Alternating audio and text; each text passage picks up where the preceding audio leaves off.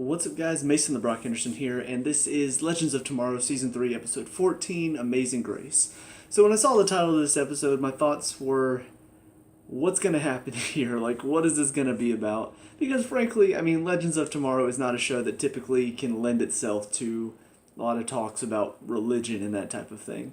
But ultimately, we did end up getting what was really kind of an emotional episode. So first of all, we start off with Elvis Presley.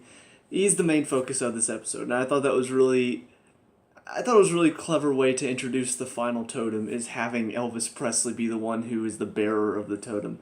I don't know. I really did enjoy that part of it. I mean, who doesn't love Elvis? You know, even if you not really a fan of his music, you gotta appreciate what he did for music in general. So, yeah, he ends up getting the final totem, which is actually the death totem. The one problem that I will say I have with this episode is the premise of it.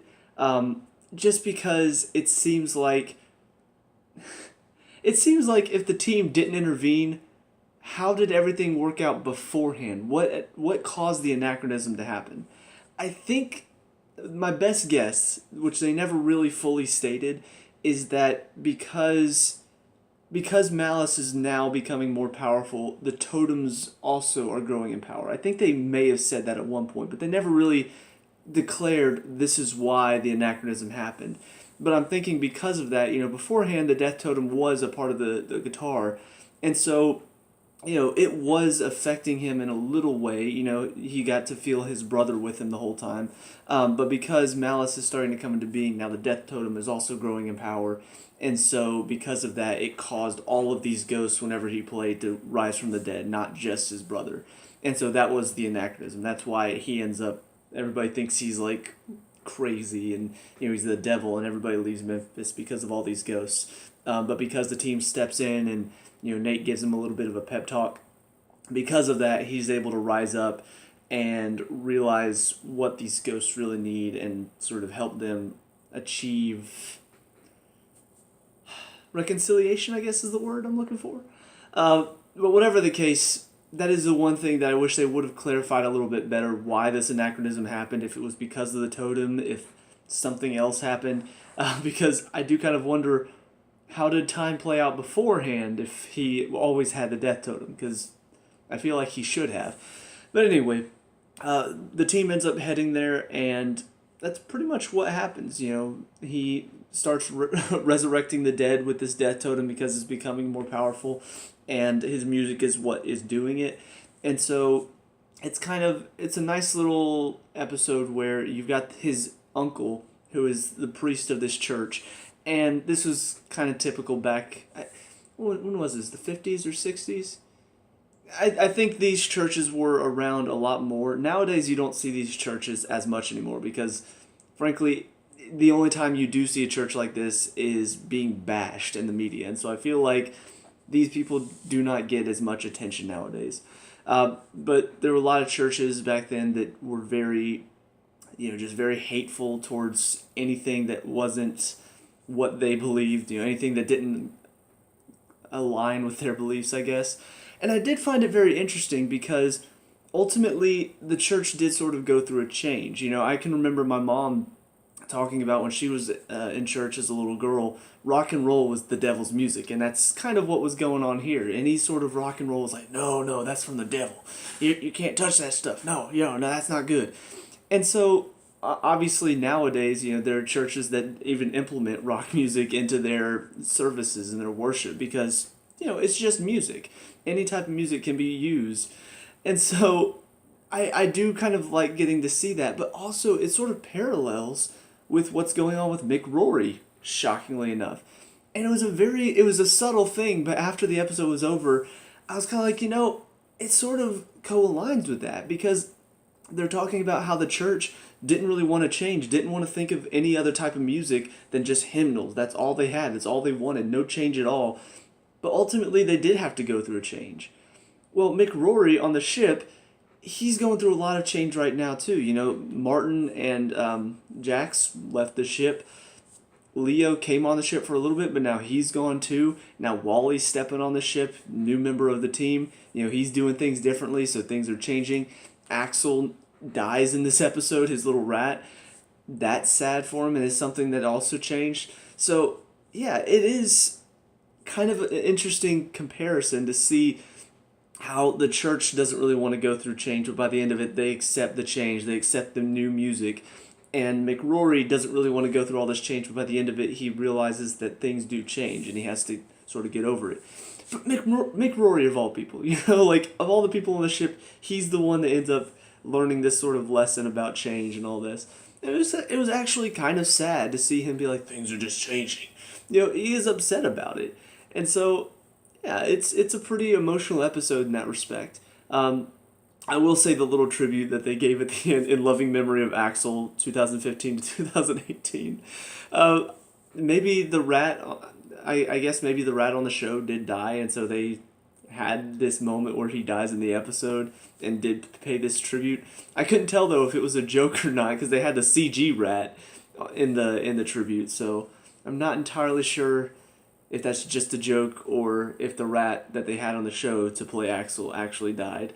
But whatever the case, overall, that's kind of all that happens. You've got the uncle being stubborn, doesn't want to change, and then by the end of it, he learns his lesson, seeing that rock and roll isn't all evil, And when Elvis does his little rendition of Amazing Grace, it's kind of combining the two worlds together, taking a hymnal but adding his own little rock and roll flair to it. And it sounds very nice. So I like that whole, how they handled all of that. It's a very nice compromise coming together. The team sort of learning the change, through Mick Rory and all that stuff. They learned their lesson there. Nate and Amaya have their moments in this episode where they're growing as a couple. By the end of it, Nate wants Amaya to listen to rock and roll because he thinks, oh, this will be your song. This will be the time where you hear it and you're just like, music is amazing.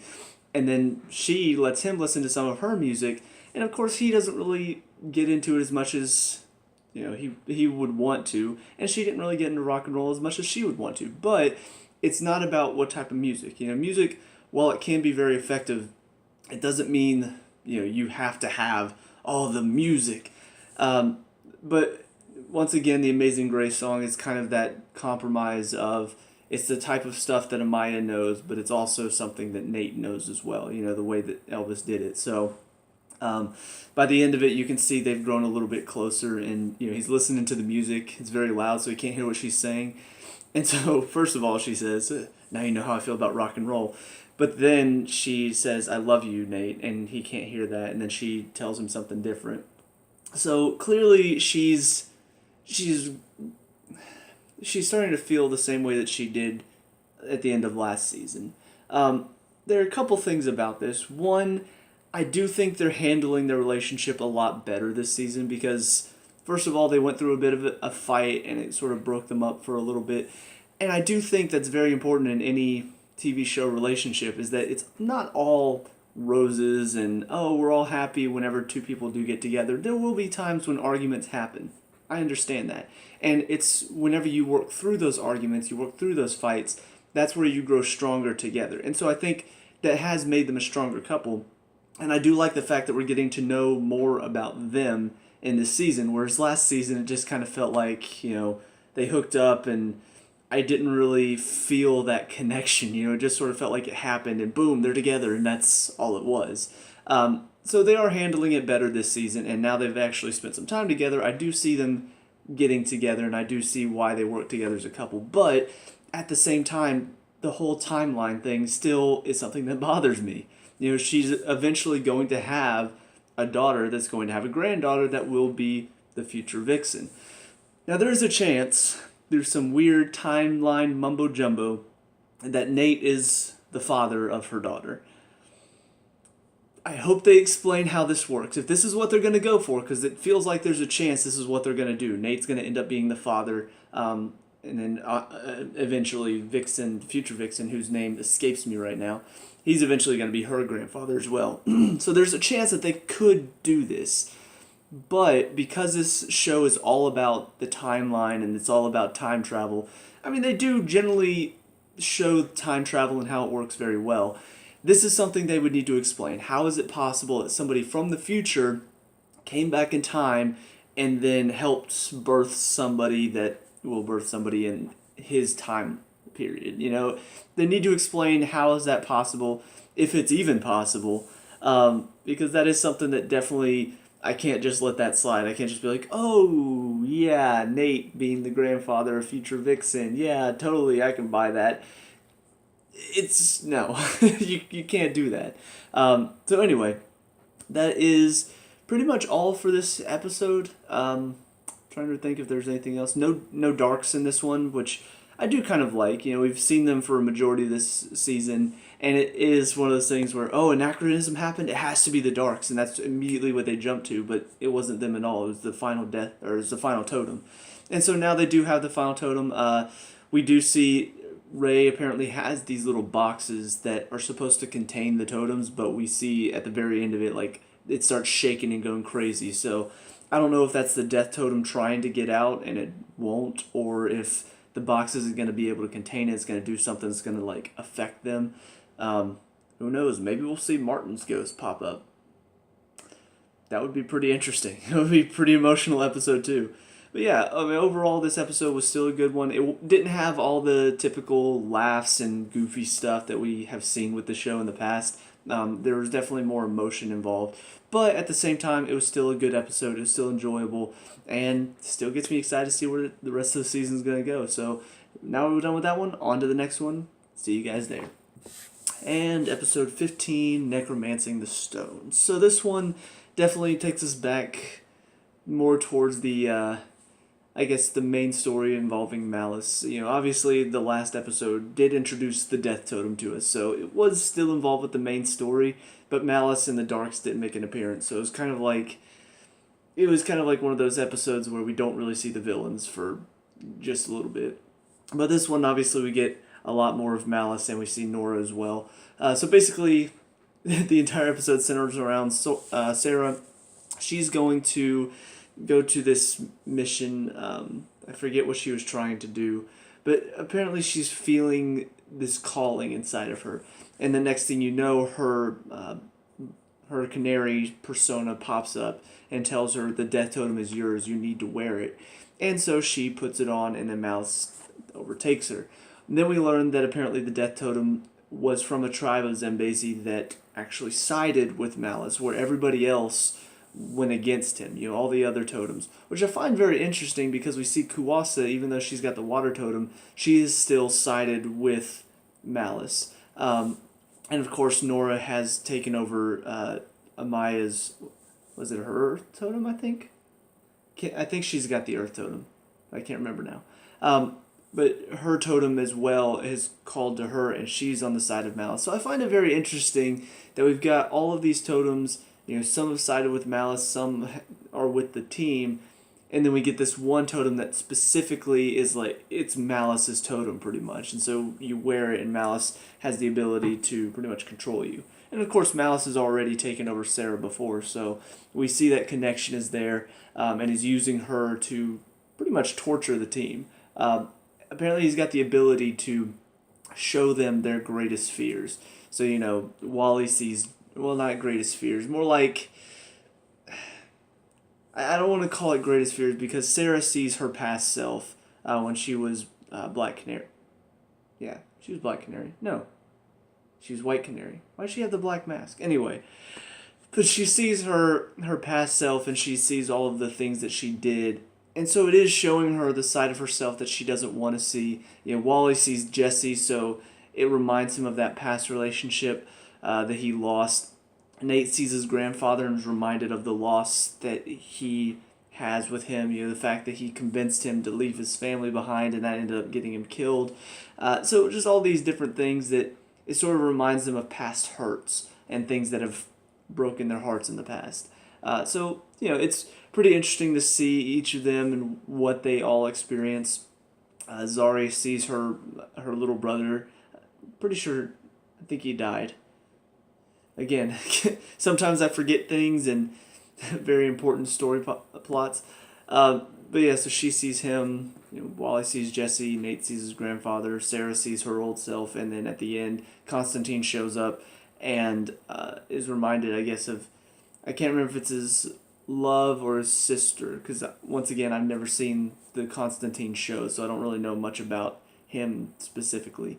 And that is something that I kind of wish that they would maybe clarify a bit more for those of us that haven't seen the show and probably won't watch the show just because I'm already watching so many other shows. I don't have time to be like, oh yeah, let me go watch this other show and get completely caught up on his story. So I wish they kind of give us a little bit more just so those of us that haven't seen the show can be reminded, I guess, of what's going on there. But so the team is trying to figure out what's going on. Ava and Gary go to track down Constantine to help Sarah, while the team is slowly like being picked off one by one, pretty much. Instead of all working together, like, oh yeah, I can handle this by myself, and then ends up getting beaten. I found that part of it pretty dumb. Like, why would you do that? You're all alone on this ship with this incredibly powerful being that's taken over your friend. Why go one at a time? You know, it just seems to me like, hey, let's all go together and let's all work together to try to take her down. But nope, they go, first Amaya and Mick get beaten up by her, and then Wally's like, I got this, guys, runs in, gets taken out. Nate's like, okay, I'm gonna go find him, and then he gets taken out. It's just like, why? But ultimately, Constantine shows up and tries to stop Sarah, but even he is not strong enough with his mystical powers to stop Malice. But then, just in the nick of time, Mick Rory puts on the fire totem, and because it suits him, it's what he is deep down, this obsession with fire, it makes perfect sense why he would be the bearer of the fire totem. And so I love the fact that he ends up getting to be a totem bearer. And on top of that, I feel like Mick Rory this season, he's had a purpose, but it feels like they've been searching for it. They've been trying to figure out what is his meaning on the team. And that is something that I do feel like they haven't done as good of a job of this season. Whereas the past two seasons we saw, he didn't really have a point to being on the team, but they gave him a purpose for the show. He was kind of the comic relief. He's the wild card. He can show up in the nick of time and pop up with a solution that nobody else thinks of because he's a criminal. And so they gave him that purpose last season, but this season it hasn't really done that as much. He's had like one or two episodes where he's shown to be useful to the team. And so now giving him the fire totem, letting him be the bearer of the fire totem, it gives him a true purpose. And it fits with his character arc as well, because he's seen a lot of change recently, and he's kind of been upset by what he's been seeing. And so now it's something that lets him, I guess, gives him more of a meaning to what he wants to do, gives him a purpose to strive for. And so maybe his character now will start to find that meaning and find more of a reason to stay with the team and help out the team. Because we see at the beginning of this episode, he doesn't want to do anything Sarah tells him to do. And even Ray asks him for help on trying to make the fire totem work, and he's just like, nah, I'm not going to do that, and then goes to sleep. So it kind of feels like he's been drifting apart from the team. Now maybe he'll start to find the usefulness of working with the team again. And so that's pretty much how the episode ends. Mick uses the fire totem to knock Sarah back. She uses the fact that the death totem gets taken off of her. Now Malice's grip on her has been weakened to the point where now she can finally step up and say, no, I'm not going to make this decision to join Malice. I'm going to decide to stay with my friends and fight against Malice. And so she kind of backs Nora down and then comes back to herself. And then the episode ends with her telling Ava that this isn't going to work out between them. And this is the part of the episode that really I felt like was the weakest, just because when they first hooked up, I was kind of like, yeah, whatever. They two women, they did this whole thing where they brought Ava onto the show, and they kind of had this like sexual tension when they were fighting, pushed up against the wall, very close to each other. And it kind of felt like the way they're shooting the shots, I'm like, yeah, they're trying to build this up, aren't they? And then when Ava was like, oh, I'm not really into men, I'm just like, oh, gee, I wonder what's going to happen next. So it kind of did feel like they were sort of not really forcing this, but it felt very obvious that this is where they wanted to go with it. And so I was never really fully interested in this relationship. And honestly, aside from, Nate and Amaya, like I said in the last episode, they've done a better job of handling their relationship this season. So I do actually sort of care about them a little bit more. But aside from that, the relationships on the show haven't really been the best. You look at the past, few. You look at Ray and whatever hot girl's name was. I already forgot. You look at them in the first season. It was okay. It wasn't great. They did okay with it. That sort of died out. I can't think of another one that really meant anything, aside from Nate and Maya. The others just kind of felt like little hookups. Sarah and Constantine hooked up for a bit, and now all of a sudden she's dating Ava. But the thing about it is that they spent a lot of this episode really making Ava seem like she is like really upset by what happened with Sarah, and oh my gosh, like I need to help her. And at the end of the episode, whenever Sarah comes back to her, she even does like this little, "You came back to me," and I'm just like, okay, don't get me wrong. The whole like lesbian thing, whatever. If you obviously a lot of shows are pushing that nowadays. Especially you look at the CW, they have an entire show based around relationships and having gay and lesbian relationships really focused on. And so I understand that is kind of the big thing nowadays. Like, oh, guys, we got to make sure we focus on all the relationships, not just the heterosexual ones, the homosexual ones as well. We got to support that, and we got to show our support by having a homosexual relationship on our show. That is how we support this. I get it. I don't really agree with it, but I understand. I've seen it done several times. So if you're gonna do it, at least they really showed it sort of building. They showed the tension between the two of them. They showed them sort of growing in a relationship. It wasn't just like, bam, and you're gay. No, they actually like showed each of them growing together. And so the build up to this relationship has been fine. But my problem comes whenever you take a character and change their personality because we find out they're gay. They did that with Alex on Supergirl. First season, Alex was just this badass, awesome character. She just kicked butt, and nobody, that was it. Nobody could really take her on because she was awesome. Second season, they made her just like this wimpy little character, like, oh my gosh, I'm gay now, and now I'm dating this girl, and oh my gosh, like, she broke up with me, and I don't know if I can do this. And that's all she was second season. Even third season, she's still been mainly that. Ava, up until this episode, has just been this kind of badass character that's just like, she's with Sarah, and they're both badass characters, and that's all there was to it. They didn't try to make it like this huge emotional thing.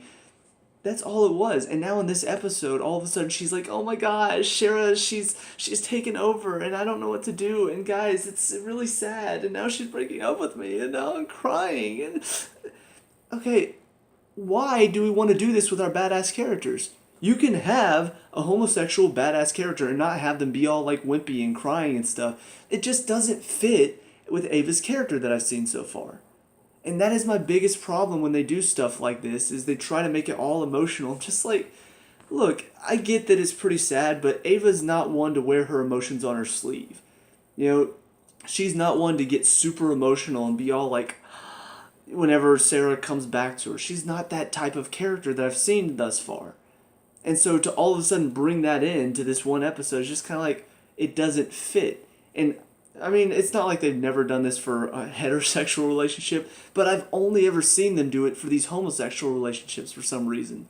These badass characters hook up and all of a sudden they're like super, like you don't see Oliver, even though he's had moments where he's been very like, he has been romantic in the past. Even in his romantic relationships, he still is the same Oliver. He's still that same guy who, he doesn't really change for Felicity. He doesn't change who he is for her. With Ava and with Alex in the past, for some reason they've decided to like change their personalities when it came to dating relationships. And I can't stand it when they do that. You can still keep the same character for these dating relationships. You don't have to change them. So I don't know if they're just doing it because, honestly, I really don't know why they change who they are. Like I said, I only ever see them do it for homosexual relationships. I don't know why they specifically do it for that. It's not like some sort of stereotype where lesbians are more emotional.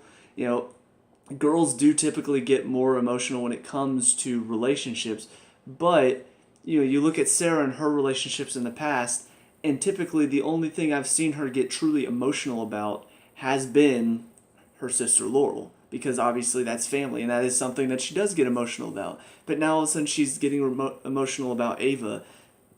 I'm just like, I've never seen her get this emotional about other relationships in the past. So why are you doing this all of a sudden with her? Ava, we've seen her before get very emotional, but not like sad emotional, like tears emotional. And now all of a sudden in this one, she's crying. She's all like, oh, she loves me and she called me her girlfriend. And oh my gosh, guys, this is awesome. Just out of nowhere. And by the way, on top of that, this just hit me. You can look back, okay? You can rewatch things when you're editing and be like, okay, you know what? Whenever Sarah came back, she said, you came back to me, and had her hands on her face, and then we cut to this other shot, and she's standing there like a statue. And then we cut back, and she's still got her hands on her face. Editor, look at that and say, hey, that doesn't fit, and then fix it. But no, they just left it like that. She's like, you came back to me. Next shot. I hate it when people don't notice the details. So anyway, I know I bitched about that a lot, and it is something that does frustrate me because I've seen it in other crappy shows before, and this hasn't been a crappy show. This has been a show that I've really enjoyed, and so to have an element from another crappy show pop into this one with Ava, it just doesn't really fit. Ava, she has been a fairly interesting character up until now. She's been that kind of, she's a little mysterious because we heard what Rip Hunter was saying to Gideon, Sarah can't find out the truth about Ava. What is the truth about Ava? There's something going on with her.